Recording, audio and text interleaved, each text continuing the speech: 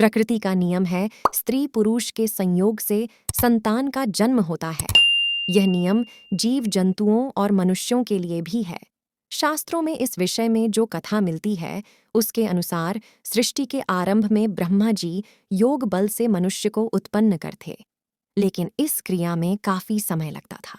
ब्रह्मा जी ने भगवान शिव की तपस्या की और सृष्टि के विकास का दूसरा तरीका निकालने की प्रार्थना की। भगवान शिव ने ब्रह्मा जी तपस्या से प्रसन्न होकर अर्धनारीश्वर रूप में प्रकट हुए। इसके बाद से मैथुन क्रिया से सृष्टि का विकास आरंभ हुआ। लेकिन हम यहाँ जिस कन्या की बात करने जा रहे हैं, उसका जन्म प्रकृति के इस नियम से हटकर हुआ था, क्योंकि इसके जन्म में स्त्री पुरुष का संयोग नहीं हुआ था।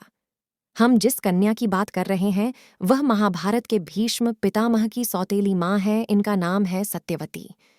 इनके जन्म की कहानी बड़ी ही अनोखी है। कथा के अनुसार राजा सुधनवा एक बार वन में शिकार खेलने गए। इस बीच इनकी पत्नी रजस्वला हुई और उनके मन में गर्भधारण की इच्छा जगी। रानी ने एक शिकारी पक्षी के द्वारा राजा के पास अपना संदेश भेजा। राजा ने एक पात्र में अपना वीर्य देकर पक्षी को रानी तक पहुंचाने के लिए कहा। मार्ग में एक अन्य शिकारी पक्षी को मिल गया, जिसके साथ इसका युद्ध होने लगा। इससे वीर्य का पात्र छूटकर यमुना नदी में गिर गया। उस समय यमुना में ब्रह्मा जी के शाप से एक अप्सरा मछली रूप में रहती थी। इसने वीर्य को ग्रहण कर लिया। इसके प्रभाव से वह गर्भवती हो गई। गर्भकाल जब पूरा होने को आया, तब एक दिन एक मछुआरे के जाल में वह मछली फंस गई।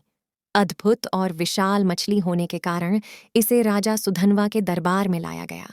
जब मछली का पेट चीरा गया, तो उसमें से एक बालक और एक कन्या निकली। राजा सुधनवा ने बालक को अपने पास रख लिया, लेकिन कन्या के शरीर से मछली की गंध आ रही थी, इसलिए उसे मछुआरे को दे दिया गया और यह मत्स्यगंधा कहलाई। मत्स्यगंधा जैसे जैसे बड़ी होती गई, उसका रूप यौवन निखरता चला गया। मछुआरे पिता ने मत्स्यगंधा को यात्रियों को नाव से यमुना पार कराने के काम पर लगा दिया। एक दिन ऋषि पराशर भी मत्स्यगंधा की नाव में बैठे और मत्स्यगंधा को देखकर मोहित हो गए। ऋषि पराशर ने मत्स्यगंधा से प्रेम निवेदन किया और कहा कि मैं तुमसे एक पुत्र उत्पन्न करना चाहता हूँ। मत्स्यगंधा ने कहा कि आप ऋषि हैं और मैं मछुआरे की बेटी, ऐसे में हमारा मिलन कैसे संभव है। मत्स्यगंधा ने अपना कौमार्य भंग होने की बात भी ऋषि से कही। ऋषि ने मत्स्यगंधा से कहा कि संतान उत्पन्न करने के बाद भी तुम कुंवारी ही रहोगी, इसलिए चिंता मत करो।